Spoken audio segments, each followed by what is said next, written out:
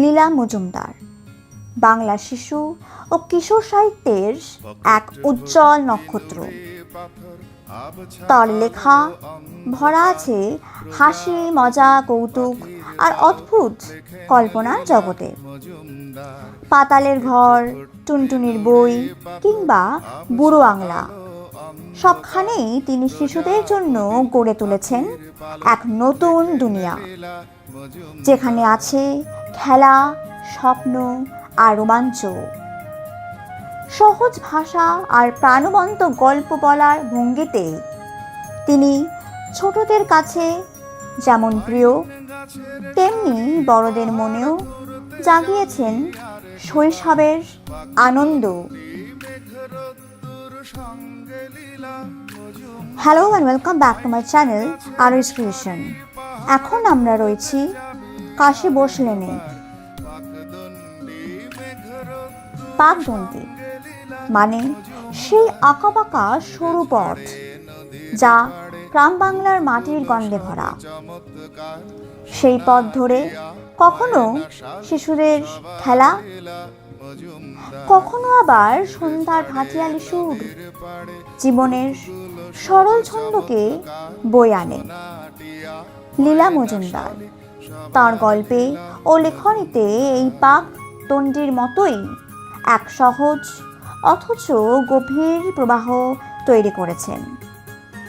শিশু সাহিত্যকে দিয়েছেন হাসি, কল্পনা ও হৃদয়ের উষ্ণতা। ঠাকুরদার গুপ্ত ধনের হদিশ দিতে হাজির লীলা মজুমদার। এরূপ কথার গল্প শুনি ঠাকুমার ঠাকুরদার গুপ্ত ধনের হদিশ।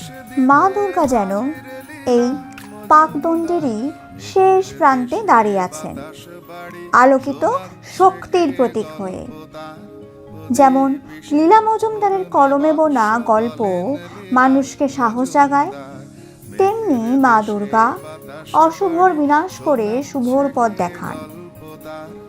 কাশী বোস লেনের এই বছরের পূজা প্যান্ডেলে শিল্পী অনির্বাণ দাস যেন সেই পথ ও গল্পকে মিলিয়েছেন এক নতুন শিল্পের আসরে, যেখানে ঐতিহ্য, কল্পনা আর ভক্তি মিলেমিশে জাগিয়ে তোলে মা দুর্গার আগমনী সুর।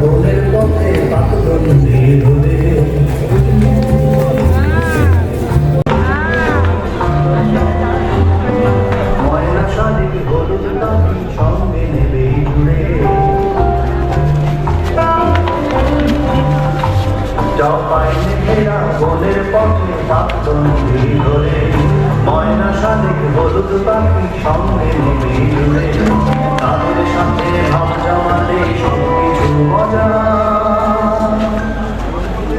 ভালোবাসার দূর করে দেয় লীলা মজুমদার, ভালোবাসার দূর করে দেয় লীলা মজুমদার।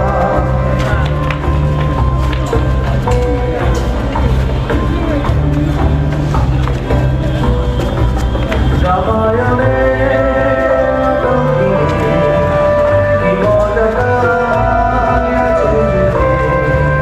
রামায়ণে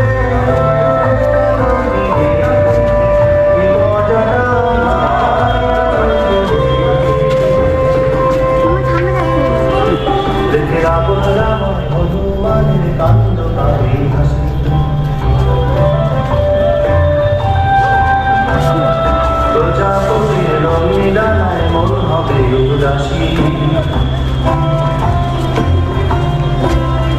দেখে রাবণ রামার হনুমানের কান্ড পাবি হাসি প্রজাপতি রঙিন ডানায় অন্যবে উদাসী সবার সাথে চড়ে বসলের গাড়ি মজা